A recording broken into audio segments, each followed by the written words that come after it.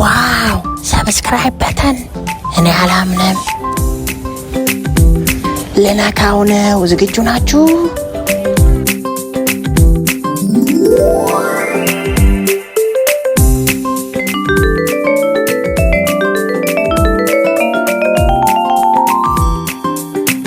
ደስ ሲል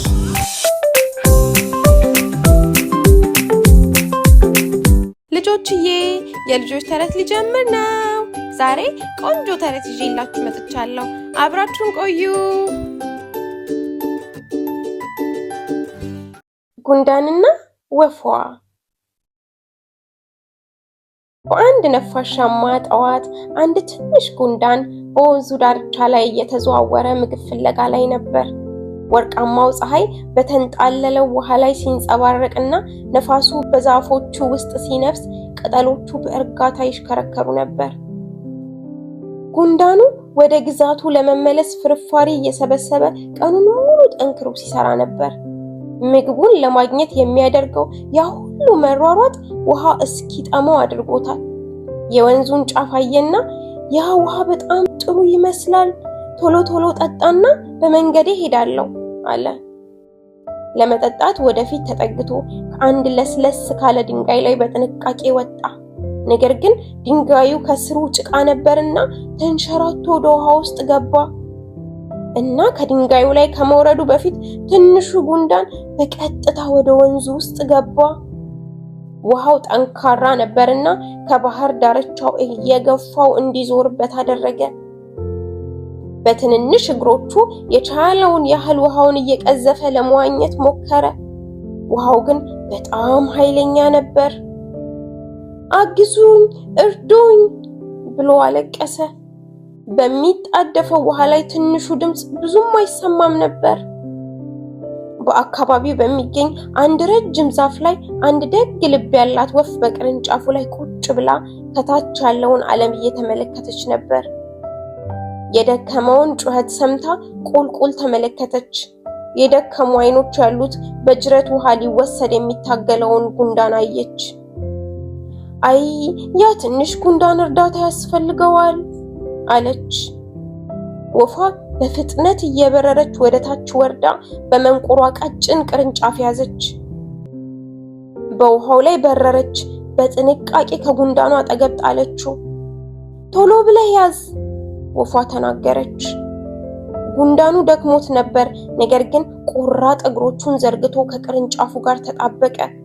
ጅራቱን ወደ ውሃው ዳር ገፋውና እየተንሳፈፈ ወደ ደረቅ መሬት ተሳበ። አጠገቡ ያረፈችውን ወፍ ቀና ብሎ ተመለከተ። ኦ አመሰግናለሁ፣ ሕይወቴን ስላዳንሽልኝ ብሎ ጉንዳኑ በምስጋና ጎነበሰ። ወፏ ፈገግ አለችና ከመብረሯ በፊት ሁልጊዜ የተቸገሩትን እርዳ አለችው። ጉንዳኑ ወፏ ያሳየችው ደግነት አልረሳውም። ከጥቂት ቀናት በኋላ ጥቁር ደመናዎች በአካባቢው ሰማይ ላይ ተንከባለለ። ነፋሱ እየበረታ ዛፎቹን እያንቀጠቀጠ መጣ። ጉንዳኑ ምግብ ይዞ ወደ ቤቱ እየተመለሰ ሳለ ያቺ በችግሩ ጊዜ የደረሰችለት ወፍ ጓደኛውን በዛፍ ቅርንጫፍ ላይ መቀመጧን አስተዋለ። ነገር ግን የሆነ መጥፎ ስሜት ተሰምቶት ነበር። የጉንዳኑ የጥንቃቄ አንቴናዎች ተንቀጠቀጡ። ቅጠሎቹ በሚገርም ሁኔታ በንፋስ ተንከባለሉ። ከዚያም አንድ የሚያስደነግጥ ነገር አስተዋለ። አንድ አዳኝ በአቅራቢያቸው ከሚገኝ ቁጥቋጦ ጀርባ ተደብቆ ነበር። በወፏ ላይም ቀስት እያነጣጠረ ነበር።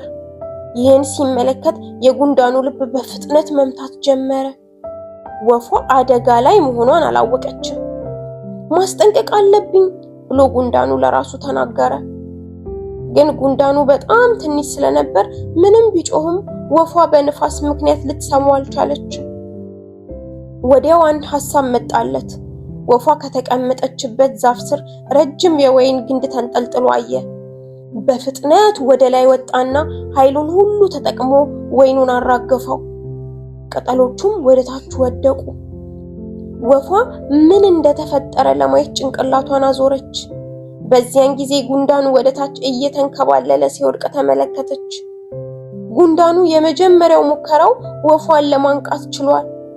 አሁን ደግሞ ከአዳኙ ጋር ፊት ለፊት ተፋጠዋል። ጉንዳኑ ወደ ቀጣይ እርምጃው ገባ። የአዳኙን እግር በተቻለ መጠን ነከሰው። አዳኙ እጅግ በጣም ጮኸና ሚዛኑን አጥቶ ወደ ኋላ ወደቀ። ወፏም የሆነውን ስታይ በድንጋጤ ክንፏን ዘርግታ በረረች። ቀስቱም ተወረወረ። ነገር ግን ወፏ በጉንዳኑ እርዳታ ከአካባቢው በራ ሄዳለችና ቀስቱ ወደ ቁጥቋጦ ተተኩሶ ቀረ። ወፏም ከአደጋው መዳን ቻለች። በማግስቱ ጠዋት ወፏ ጉንዳኑን ፍለጋ ወደ አካባቢው መጣች። ሕይወቷን ስላዳነላትም ትንሹን ጓደኛዋን ማመስገን ፈለገች። በጫካ ውስጥ ተመላልሳ ፈለገችው። በመጨረሻም ጉንዳኑን በዛፍ ላይ ሲራመድ አየችው። ወፏ ጉንዳኑን በደስታ ጮኻ ጠራችው። ጉንዳኑ ፈገግ አለ። ወፏ በመንቁሯ የሆነ ነገር ይዛ ነበርና ለጉንዳኑ ለመስጠት ዘረጋችለት። ትንሽዬ የወርቅ ዘር ነበር።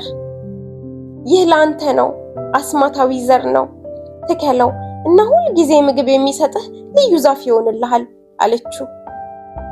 ጉንዳኑ ወርቅ የመሰለውን ዘር ተቀበለ። በእርግጥም አስደናቂ ነው። በጣም አመሰግናለሁ አለ። ጉንዳኑ ዘሩን ወስዶ ቤቱ አጠገብ በጥንቃቄ ተከለው። በቀናት ውስጥ አንድ ትንሽ ቡቃያ ታየች። ወደ አንድ ትልቅ ዛፍነት አደገች። ከዚያን ቀን ጀምሮ ጉንዳንና ወፏ ሁል ጊዜ እርስ በርስ እየተጠባበቁ የቅርብ ጓደኛሞች ሆነው ቆዩ።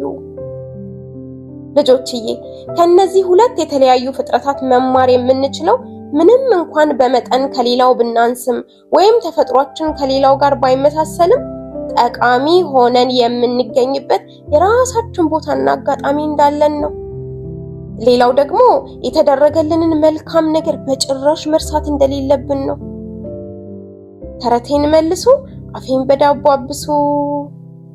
ልጆችዬ፣ ተረቱን እንደወደዳችሁ ተስፋ አደርጋለሁ። በቀጣይ ተረት እስከምንገናኝ ደህና ሁኑ።